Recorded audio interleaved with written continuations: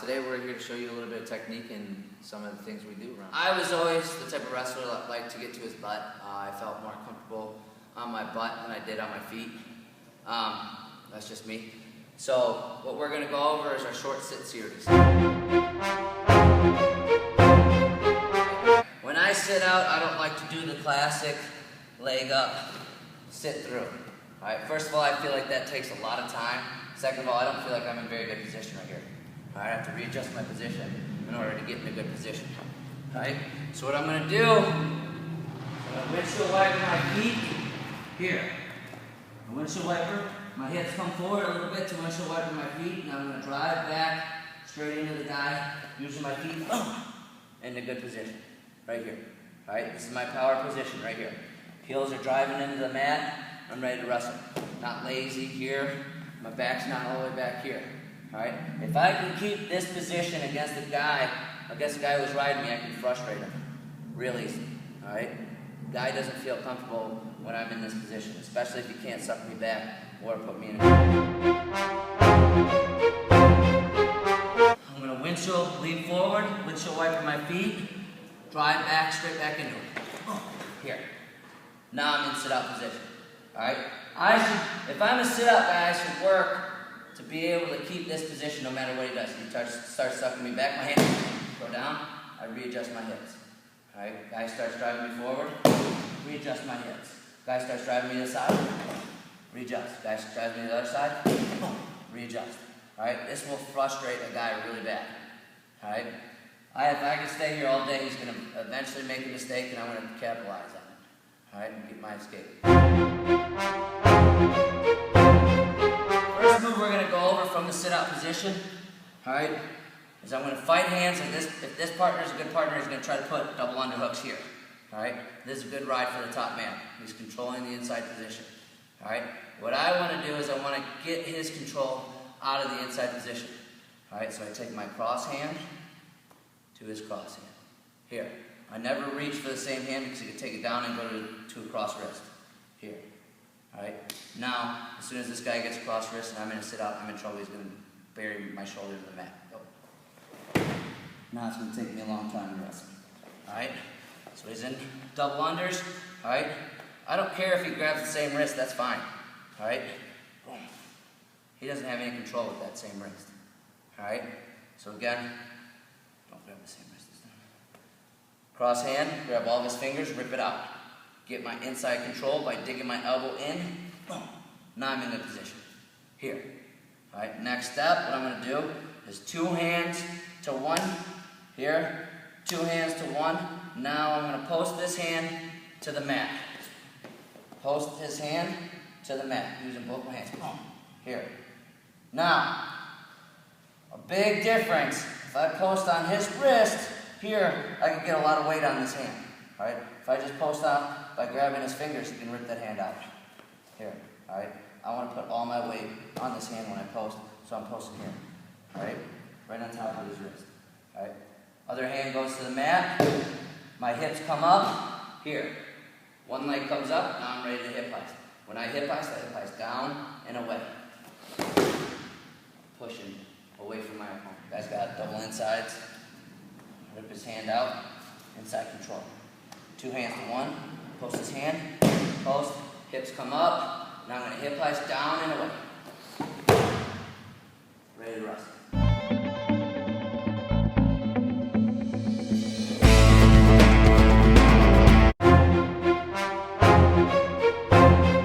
Next, all right, I'm going to do the same thing to clear my hand. I clear my arm to the inside. This time this guy's going to chop my arm. All right, he feels helpless here. He's going to try to get me to that shoulder. All right, he grabs the tight waist and tries to go for his chop here. All right. I personally am not a fan of going to my shoulder if I don't have to. All right. I feel like if this guy's a good rider here, he's going to stop my hip as soon as my shoulder goes to the mat, drives, stops my hip here, and now I'm not going to be able to go to work. All right. So instead of going straight to my shoulder and trying to do the Granby roll from there, what I'm going to do is I'm going to try to post on my forearm. I feel him start chopping me. Start chopping real slow. He starts chopping me. My hand goes out. I'm going to post on my forearm. boom, here. All right, thumbs out. If my hand's on the mat, this guy can dig inside, grab my wrist, drive me over. Here. All right, so when I pose, guy chops me, here, boom. My thumb stays out. Now he can't grab my wrist. Post. All right, now, very important, what I do with my feet is I load my feet up as I post on that forearm. He chops me, my feet load, right here. All right, now I've got power to get to my tripod position. I post my head on the outside of my forearm, and I tripod off of my feet. Here. Now I can go to work. All right, my hips are nice and high, my base is wide, this guy can't circle around me. A lot of guys like to put up the stop sign, that's fine. If you want to put up your hands so the guy can't follow your hips, now I'm going to circle my feet, circle to my shoulder. My reverse. I fought inside already, guy goes to chop, my feet load when I post my arm, here. All right, it's going to be very hard to get to your tripod if you don't load your feet. This guy chops me, I do everything right. This is going to be hard to get to my tripod position. I'm not powerful here. All right, I need to load my feet here. My feet load. Now it's easy for me to drive off my feet to my tripod position. Post my head on the outside. Circle. Get my two.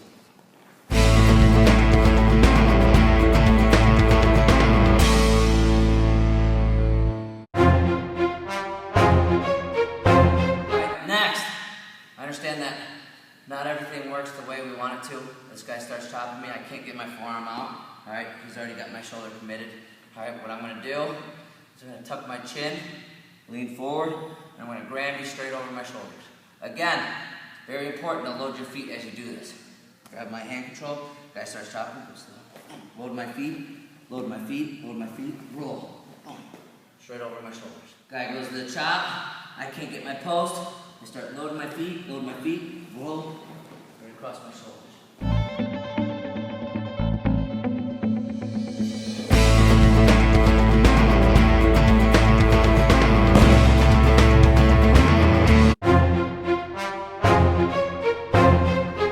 Last one is my favorite stand-up. All right, I like to stand up from my sit-up position. All right, this time, this guy starts chopping me here.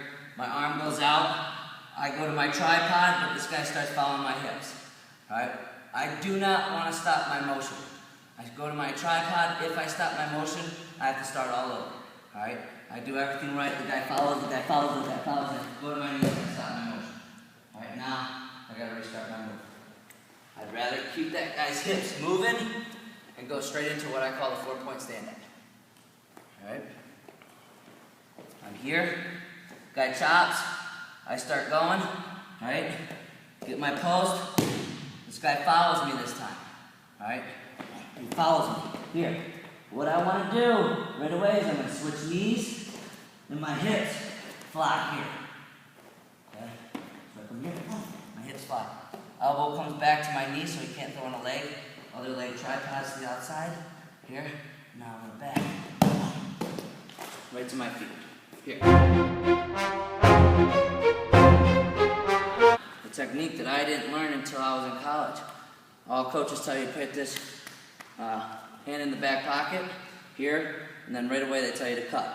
All right, well, when I was in college, I'd go to the cut, and I'd still get guys who still grab my leg, and all that work was for nothing.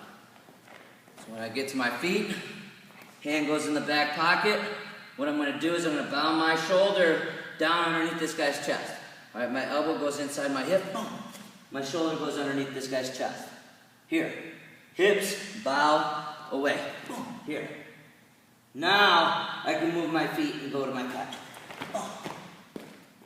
I'm on my feet. My feet are still staggered the same way as you always have them. All right, staying low. Hand goes in the back pocket. Elbow comes inside.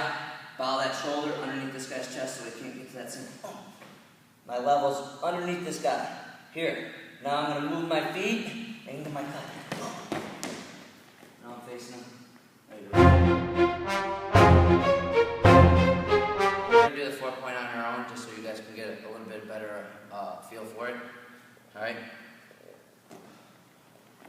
Guys on top, what I like to do is I like to pivot this foot to the outside, all right, and my hips shift over the other way. My hand comes back, here. At the same time, a lot's happening. I'm getting my hips away from the guy, my foot flies, my elbow comes inside, here. Head stays up, here. All right, now this guy can't throw his leg in because my elbow is touching my knee. Hand stays on the mat, pivot this foot out. Now I got a nice wide base, keep my hips underneath me, drive back. Straight to my feet. Now I'm ready to go to work. Hand in the back pocket again, duck, bow my shoulder down, walk my feet and cut.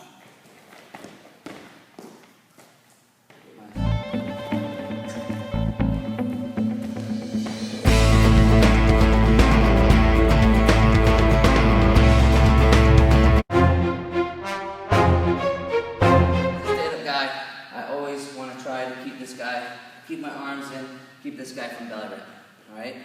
Now I can go to work, put the hand in the back pocket. I understand that not always these things fall into place the way we want them, all right?